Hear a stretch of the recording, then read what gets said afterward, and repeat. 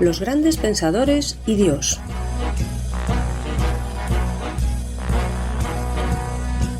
¿Qué pensaban acerca de Dios las grandes mentes que nos han legado su saber?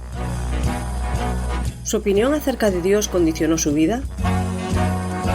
Los grandes pensadores y Dios es una serie de entrevistas con el profesor Javier Álvarez Ballesteros, doctor en filosofía, catedrático de bachillerato y profesor en la Facultad de Teología Evangélica. Cada semana, en este mismo día y a esta misma hora, presentada por Daniel Baluja, podrás escuchar aquí una nueva entrevista que te descubrirá, de forma amena y sencilla, las inquietudes existenciales de los sabios a lo largo de la historia.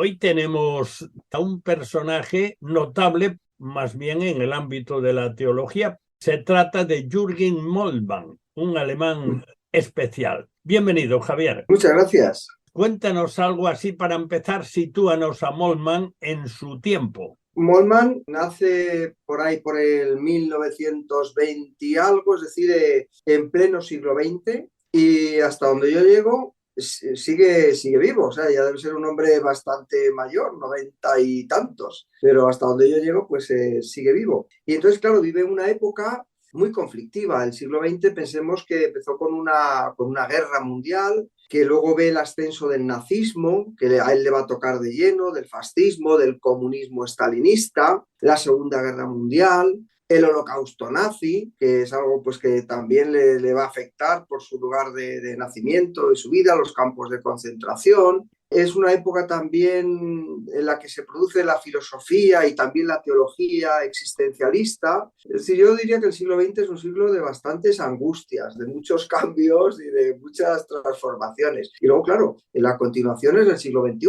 que es donde estamos ahora. ¿Qué defendía la filosofía existencialista? Bueno, pues la filosofía existencialista, que estuvo muy de moda primera y segunda mitad del siglo XX, lo que va a decir más o menos es que la vida humana es absurda. Esta es la idea fundamental del existencialismo. El ser humano está arrojado en la existencia, no hemos pedido venir a este mundo, de repente aparecemos aquí sin saber para qué estamos aquí, de dónde venimos, a dónde vamos. Y lo curioso es que el ser humano, en ese estar arrojado en el mundo, tiene que elegir lo que hace con su vida. El hombre es el que determina lo que es por medio de las elecciones de su voluntad. Pero claro, para elegir, según los existencialistas, Sartre, por ejemplo, el ser humano no tiene ningún referente, o sea, no hay ninguna pauta. Todo está permitido, decía Dostoyevski, si Dios ha muerto, todo está permitido. Entonces, el existencialismo ateo opina esto, que el hombre tiene que construir su vida, pero sin ninguna pauta.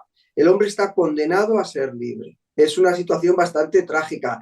Dice Sartre también, que creo que es el mejor representante, también Heidegger, pero especialmente Sartre del existencialismo, dice, hablando del hombre, el hombre es una pasión inútil. Una definición, es un querer ser y no poder, ¿verdad? ¿Por qué? Porque haga lo que haga, hagamos lo que hagamos, el ser humano morirá. Estamos destinados a la muerte. Decía Heidegger, el hombre es un ser para la muerte. Sartre dice que el hombre es una nada, que viene de la nada y que va a la nada. Es decir, la vida humana para el existencialismo se podría decir que es un absurdo y que carece absolutamente de sentido, de esperanza, de razón de ser. Entonces, lo que se conoce como la ética, que surge de esto, que tiene que ver con la situación ética de la situación, es su nombre específico, tiene que ver con el existencialismo. Efectivamente, eso sería la vertiente ética, por llamarlo de alguna forma, la vertiente que tiene que ver con el qué debe hacer el hombre de esa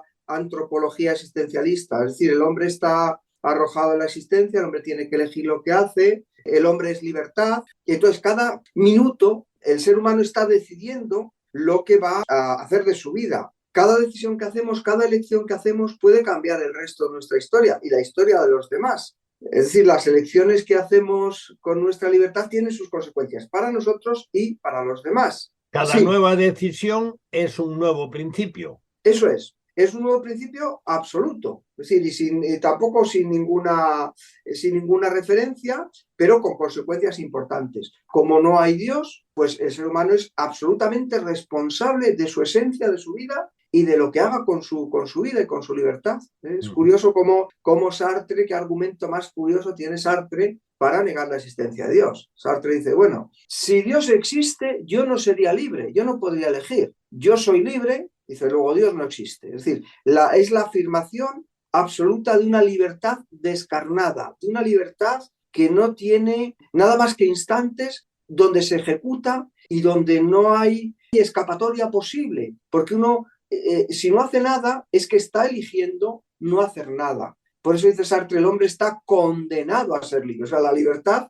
en lugar de una bendición, como aparece en el Evangelio, conoceréis la verdad y la verdad os hará libre. Para el existencialismo ateo de Sartre y de otros, la libertad es una condena, es una esclavitud, es una especie de maldición. Entonces ya tenemos el fondo del cuadro. Entonces ahora vamos con nuestro hombre de hoy, Jürgen Moltmann. Introdúcenos a Jürgen Moltmann. Bueno, pues casi lo introduciría por contraste con el existencialismo, que algunos de sus profesores y las personas con las que estudió, pues por la época en la que vivía, obviamente tenían que ser existencialistas. Pero él, curiosamente, Jürgen Moltmann, lo que va a dar es una teología de la esperanza, curiosamente, frente a la desesperación y el absurdo de la existencia. Moltmann va a encontrar un camino bastante más interesante. Bueno, pues Moltmann nació en Hamburgo, en una familia de tradición protestante, porque obviamente es en Alemania, es la tradición luterana, pero secularizada. Se dice que su padre era gran maestro de la masonería.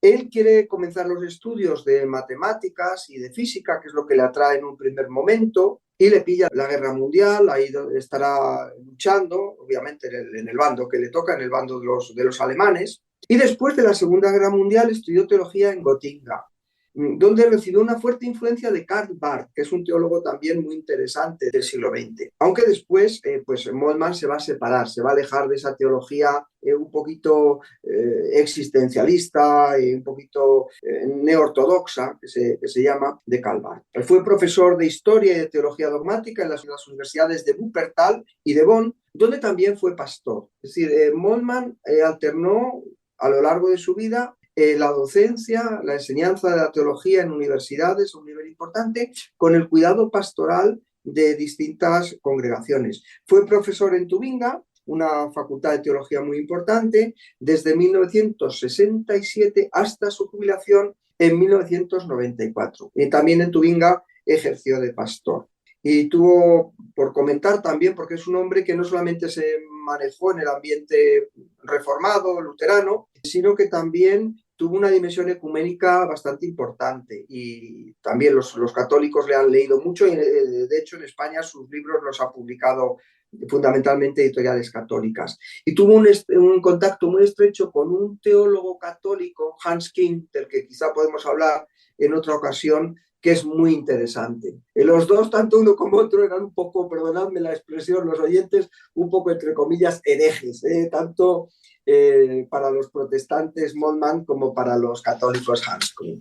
Bueno, has dicho que se crió en una familia secularizada, es decir, procedente de un fondo protestante, pero secularizada, pero también has hablado que luego fue profesor de teología y fue pastor. ¿Cómo fue la conversión de Moltmann? ¿Sabemos algo? Sí, al contar su vida he citado que participó en la Segunda Guerra Mundial y se enroló en 1944 y al poquito de estar en el ejército de tierra, cayó prisionero en Bélgica. Dice que se rindió al primer inglés que apareció por allí, él levantó las manos y allí que se rindió. Entonces pasa el resto de la guerra en distintos campos de prisioneros. Y por lo que se cuenta, por lo que nos cuenta él mismo, un capellán norteamericano le dio una copia del Nuevo Testamento y de los Salmos. Y él, pues estaba aburrido, como está uno en esa situación, que por cierto, él se había llevado,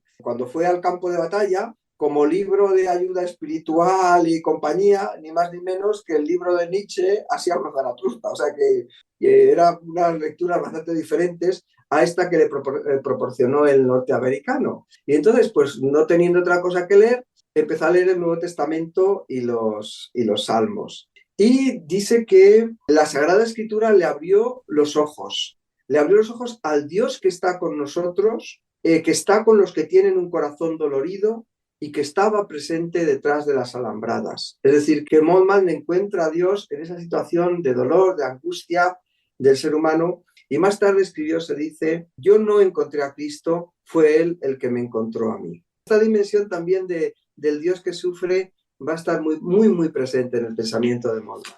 Bueno, así en líneas generales, un vistazo anticipado ya para los que han escuchado el nombre, a alguno les sonará, a otro en absoluto, otro nombre alemán, la obra de Moltmann en general. Bueno, pues voy a resumir porque es que este hombre ha escrito muchísimos libros. Yo destacaría en primer lugar la obra que le lanzó al reconocimiento internacional, que es una obra que se llama Teología de la Esperanza. 1968. El Dios crucificado, también esta insistencia en la cruz es muy importante en Moltmann. La Iglesia en el poder del Espíritu, en el año 1975. Trinidad y Reino de Dios, una obra muy interesante. ¿Qué es la teología hoy? El camino de Jesucristo. Cristo para nosotros hoy. En el fin, el principio. Y luego hay una obra también del año 2011, o sea, es un pensador que ha estado produciendo libros que salen en el 2011, en este Ética de la Esperanza.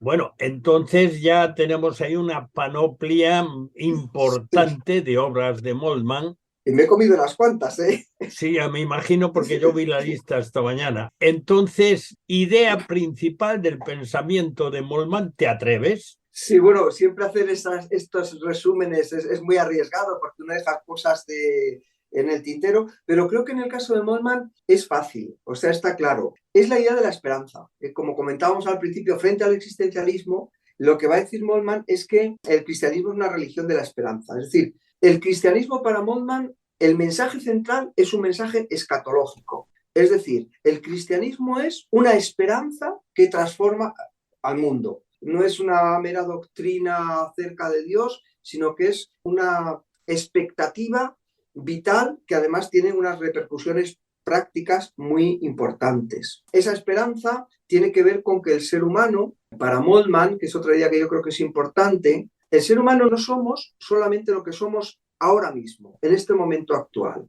Somos también nuestro pasado. Es decir, el pasado del ser humano lo lleva puesto. Y nuestro pasado nos explica a nosotros mismos. Y bueno, hasta ahí yo creo que hay muchos autores que han dicho cosas parecidas, ¿no? El propio Ortega y Gasset, yo soy yo en mis circunstancias y todo esto, ¿no? Pero Moltmann añade que el hombre, además de su presente y su pasado, es también, en cierta medida y en una medida muy importante, su futuro. ¿Por qué? Porque las expectativas de lo que queremos ser, de dónde queremos llegar, nuestra esperanza o nuestra desesperanza, marcan también esencialmente lo que somos. Por tanto, esa dimensión del futuro, esa dimensión escatológica, para Moltmann es tremendamente importante. Entonces, una pregunta adicional, ¿quiere decir esto que en aquella época en la que predominaba el existencialismo, Moltmann era absolutamente antiexistencialista? Bueno, toma algunas cuestiones del existencialismo. O sea, para poder discutir con alguien, que es en cierto sentido lo que está haciendo Moltmann, tienes que tener, por lo menos, estar de acuerdo en el problema que estás planteando. Entonces, ahí en la definición del hombre como alguien que tiene que hacer su vida, que tiene que enfrentar su futuro, que está en cierto sentido arrojado a la existencia, en todo eso hay cierta continuidad o cierto parentesco con el existencialismo. Pero claro, donde está la diferencia es en la respuesta. Porque para el existencialismo la respuesta es el infierno, por decir de alguna manera. Sartre decía el infierno son los otros, entonces la convivencia es horrible y el estar en la existencia también. Sin embargo, Moltmann dice, es que hay un futuro porque hay un futuro con Dios. Y desde ese punto de vista es completamente diferente a lo que el existencialismo propone. Tú has planteado ahora algo que yo supongo que los que están escuchando se habrán dado cuenta. Has planteado ahora algo que me parece muy importante y que nos lo tienes que explicar un poquito. El hecho de que un pensador y que quiere llegar a otros pensadores necesariamente tiene que hablar o escribir en el lenguaje de los pensadores. O sea, de otra manera, él utiliza las herramientas de expresión de la filosofía. ¿Voy bien encaminado? Sí, es decir, para dialogar con otro. desde nuestro amigo a nuestra esposa, a nuestros hijos, a nuestros hermanos en la iglesia, a nuestros vecinos. Uno tiene que aprender a ponerse en los pies del otro, en la situación en la que está el otro.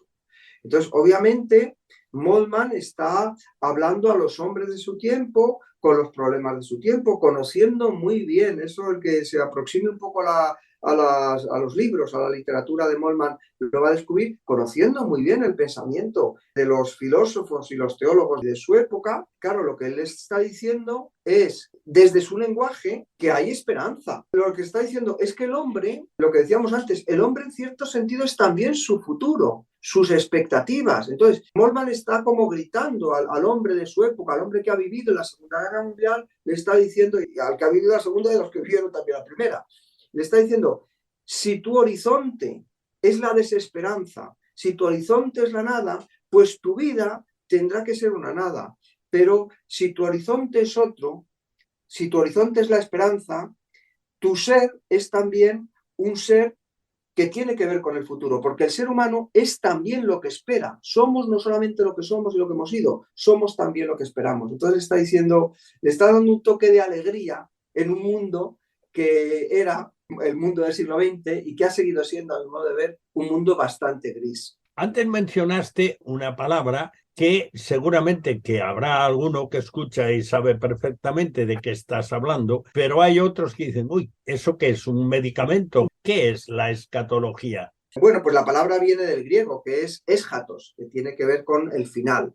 Y logos, un tratado o estudio de las cosas que tienen lugar al final. Es la parte de la teología que estudia las últimas cosas. Los escolásticos en la Edad Media lo llamaban las postrimerías. Y normalmente, ¿por qué? Pues porque trata de las últimas cosas, pero también porque normalmente eran los temas que se estudiaban al final de la teología. O sea, primero uno empezaba a hablar de la existencia de Dios, la esencia de Dios, el hombre, la caída, el pecado, tal, y luego al final del todo estaba el estudio de las postrimerías o de la escatología. Y esto es lo que a Moltmann le va a dar tanta importancia, el estudio de las cosas que tienen lugar al final. Entonces, yo distinguiría, y creo que es interesante, hablar de escatología individual. Hay una escatología que tiene que ver con el destino final del ser humano, es el estudio de lo que abarca entre la muerte y la resurrección, lo que se llama el estado intermedio, qué es lo que pasa ahí al hombre cuando muere y todo esto, el destino del ser humano de forma individual.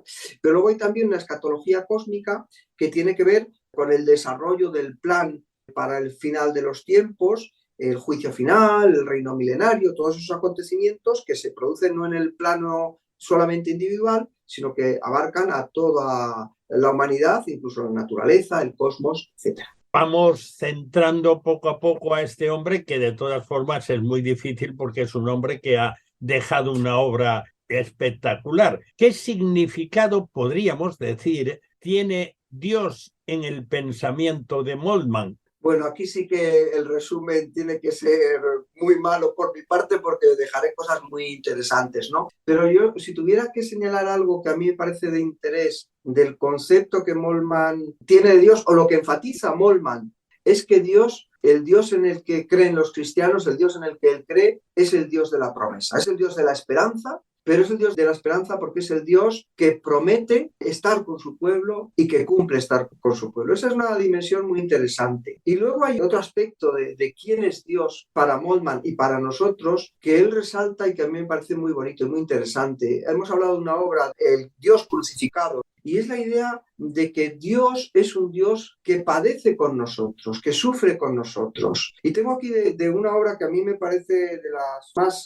bonitas de Moltmann, porque Moltmann es un autor difícil de leer, pero esta obra, Trinidad y Reino de Dios, que es la doctrina de Dios, creo que es más asequible que otras. Y ahí hice un parrafito que me gustaría leer. Dice así: a medida que va entendiendo la experiencia de Dios, o sea, el ser humano que va conociendo a Dios, al Dios de la Trinidad, se le va revelando el misterio de la pasión de Dios. Dios ama apasionadamente y pasión, la palabra pasión significa padecer, sufrir, ¿no? Bueno, eso no lo dice Moltmann, pero es para explicarlo. Lo voy a leerle literalmente, que merece la pena escucharlo. Es la pasión de Dios. Entonces conoce la historia del mundo como la historia del sufrimiento de Dios. En los momentos de máxima revelación de Dios aparece siempre el sufrimiento, el grito de los cautivos de Egipto, el grito de Jesús al morir en la cruz, los gemidos de toda la creación esclavizada en el ansia de libertad. Si el hombre siente la infinita pasión del amor de Dios que en él se expresa, llega a entender el misterio del Dios Trino. Dios padece con nosotros, Dios padece en nosotros, Dios padece por nosotros. Esta experiencia revela al Dios Trino. Esto me parece muy interesante. Si su Dios es el Dios de la Biblia, pero él ve estos aspectos en la Biblia de la esperanza. Y de la esperanza, pero no una esperanza lejana, es una esperanza cercana. No es, yo os voy a dar la solución, pero yo me libro. No, yo os voy a dar la solución, pero yo tengo que padecer con vosotros. Yo voy a acompañaros en la cruz, yo voy a acompañaros en la redención, yo voy a acompañaros en el sufrimiento y en el dolor. Que es una pregunta que hoy mucha gente se plantea. ¿Dónde está Dios cuando el hombre sufre? Pues Moltmann dice, Dios contigo y conmigo. Entonces llegamos a algo más cercano a los que somos de hoy. Entonces, en tu opinión, ¿qué puede interesarle de lo que piensa y escribe y hablaba Moltmann al hombre de hoy? Bueno, pues, hombre, todas estas cosas de las que estamos hablando son interesantes y están ahí, son muy importantes. Pero en concreto, Moltmann es un pionero de lo que podríamos llamar teología ecológica, de plantear o de hacer que los cristianos nos planteemos un tema que es de muchísima actualidad hoy, ya en el siglo XXI, el tema de la ecología. La palabra ecología significa el estudio del medio en el que el hombre vive. Es una palabra que viene, igual que casi todos estos términos técnicos, del griego, de oikos. Oikos es la casa, que se traduce también por economía. Lo que pasa es que cuando se crea la disciplina de la ecología ya existía la economía y no pudieron poner economía. Pero la palabra, el origen de la palabra es el mismo que el origen de la palabra economía, oikos, que significa la casa, el lugar donde estamos viviendo. La pregunta que se hace Moltmann es si hay esperanza para una creación que está amenazada. Entonces ahí hace toda una fundamentación de la posición del cristianismo ante la ecología, porque son muchos los que han culpado al cristianismo por decir el ser humano está encargado de someter la tierra, de juzgarla. He dicho, bueno, pues el cristianismo es responsable de destrucción ecológica, lo cual es una barbaridad, y esto se puede ver muy bien en la obra de Moltmann, Dios en la creación, donde nos va a decir que el futuro del hombre está unido también al futuro de la creación. Bueno, de hecho, en el texto del Génesis, en los primeros capítulos, se habla de que el hombre fue colocado allí en el huerto para que lo labrara y lo guardara. Así dice literalmente. O sea, para que trabajara en el cuidado del medio. Efectivamente. Y frente a todos esos desarrollos del positivismo tecnológico, muy poco cristiano, por cierto, lo que está ofreciendo Moltmann es una visión nueva, pero que no es tan nueva porque es la visión que tú estás aportando. Esa visión en la que el hombre no es un depredador del planeta, sino es el guardián de su casa. Dios le pone en el huerto para que lo cuide y que haga de este planeta lo que construyó Dios. Dios, cuando le pone al hombre en Edén, no le ponen la selva virgen, le ponen un jardín, en algo que ha sido cuidado, y le encarga al ser humano que lo siga cuidando. Lo que está diciendo Moltmann es muy interesante, es que el destino de la Tierra está unido también al destino del ser humano, que es la patria. La Tierra es la patria donde el hombre habita, y la Tierra es muy importante. Pensemos la promesa que hace Dios, y el Dios de la promesa, de una tierra, y que esta tierra será librada también al final del tiempo. Si me permites, no sé qué tal vamos de tiempo, pero Romanos 8 dice en el versículo 19 y en adelante, porque el anhelo ardiente de la creación es aguardar la manifestación de los hijos de Dios. O sea, la creación espera también la redención, porque la creación fue sujetada a vanidad, no por su propia voluntad, sino por causa del que la sujetó en esperanza, porque también la creación misma será liberada de la esclavitud de corrupción a la libertad gloriosa de los hijos de Dios, porque sabemos que toda la creación gime a una y está con dolores de parto hasta ahora. Y no solo ella, sino también nosotros mismos, que tenemos las primicias del Espíritu, nosotros también gemimos dentro de nosotros mismos, esperando la adopción, la redención de nuestro cuerpo. O sea, cómo ya el apóstol Pablo es sensible a ese gemido, a ese grito de dolor, que parece que hoy los ecologistas humanistas pues se quieren aprovechar o apropiar de ello. La creación está gimiendo por libertad, y el ser humano y el cristiano tiene que ser y debe ser sensible a esto. Por cierto, para los que tengan alguna duda, en Génesis 2:15, ya que tú has recordado lo de Romanos de Pablo, Dice, tomó pues Jehová Dios al hombre y lo puso en el huerto de Edén para que lo labrara y lo guardase. Ahí nace la idea de la ecología, que fue evidentemente trastornada a causa del pecado del hombre. Eso es una de las explicaciones que se echa mucho de menos en ciertas formas de pensamiento en cuanto a la ecología. Pero yendo un poco más allá del tema de la ecología, que es central en la vida del hombre en cuanto a la relación con su medio, ¿qué importancia tiene Moltmann o qué lugar ocupa o qué repercusión, qué influencia en el conjunto de la teología cristiana? Pues yo creo que su insistencia en lo que hemos ido viendo en este programa, en la teología de la esperanza. Es decir, para Moltmann el futuro del hombre está unido también al futuro de Dios. Y por tanto, cuando morimos no es como los existencialistas que venimos de la nada y vamos a la nada, sino que, según Moltmann, una frase literal de él, dice, no morimos en la muerte, sino en la resurrección, porque esa es nuestra esperanza. Ese aporte de esperanza que fue un desafío para la teología del momento, tanto para la teología, digamos, existencialista más moderna, como para la teología conservadora, porque él traía una visión novedosa de la historia, del papel de Dios en la historia y en el futuro de los hombres. Luego, fíjate, el tema de la escatología, la importancia que ha tenido en el siglo XX, por ahí en los años 60, la cantidad de libros que describen de escatología, luego parece que el flujo, el interés disminuye y luego otra vez hay olas en los cuales la escatología se vuelve a poner de énfasis. Ahora estamos en uno de estos momentos en algunos lugares, ¿no?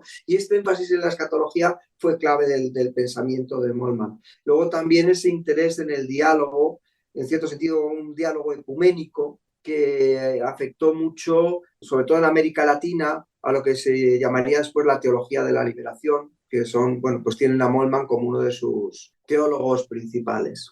Es interesante que acerca de escatología ha llegado a verse y se han publicado y todavía hay libros, ideas acerca de las últimas cosas que más que escatología habría que llamarlas escatoficción. Me llama la atención que entre los libros de Moltmann, por lo menos algunos de ellos, hay uno escrito en 1976 que se titula El experimento Esperanza. Y en 2011, que tú lo mencionaste antes, hay otro que se titula Ética de la Esperanza, o sea, conducta, comportamiento de los que tienen esperanza. Me parece interesantísimo. Porque esto es lo que tanto le llamó la atención, pero como creo que pasa en toda buena teología, en toda buena obra del ser humano, sea lo que sea, si es un reflejo de tu propia experiencia, de tu propia vida, pues eso se nota y es auténtico. Entonces, fíjate cómo Moltmann llegó al Evangelio en un campo de prisioneros, sin esperanza, sin sentido, sin nada que agarrarse de su pasado ni de su presente. Entonces se le abre el futuro, pero se le abre el futuro leyendo un Nuevo Testamento, leyendo el Evangelio de Jesucristo y leyendo también un libro que recoge muchos sentimientos, a veces de desesperanza, de dolor y de tristeza, que tú conoces muy bien, que es el libro de los Salmos, con muchas sensaciones muy humanas y muy profundas, y esto es lo que a Moltmann le llena. Por eso la palabra esperanza es tan importante para la teología de Moltmann. Que de hecho seguramente para los que conocen esto, seguramente era un Nuevo Testamento de los que editan los Gedeones internacionales, que se puede encontrar en los hoteles, bueno, pues en los hoteles, en las habitaciones, porque es el Nuevo Testamento y Salmos uno de los que más distribuyen ellos. Pero además de eso es que el libro de los Salmos es el tratado teológico más importante de la Biblia. O sea que también tiene tela la cosa. Bueno, entonces, ¿nos dejas un título más recomendable para un lector de a pie escrito por Moltmann? Sí, antes de empezar el programa hablábamos un poquito y para mí está claro. O sea, si uno quiere profundizar mucho, el de la teología de la esperanza, porque es el más teológicamente más fundamentado y demás. Pero como libro de interés, yo creo para todo creyente, es el de Trinidad y Reino de Dios, que es un libro muy bonito, del cual he leído yo este párrafo que decía, que hablaba de la pasión de Dios, un Dios que es apasionado y que nos ama con pasión, aunque esto significa sufrir. Y yo recomendaría ese libro, Trinidad y Reino de Dios. Bueno, pues nuestro tiempo, dijo, ya se acabó y de verdad. Así que muchas gracias, Javier, por tu participación en este tiempo. Gracias a ti por invitarme. Los grandes pensadores y Dios se despide hasta la próxima semana, el mismo día y a la misma hora, cuando podrás escuchar aquí una nueva e interesante entrevista con Javier Álvarez Ballesteros, que nos acercará una vez más a las biografías íntimas de figuras destacadas de la historia.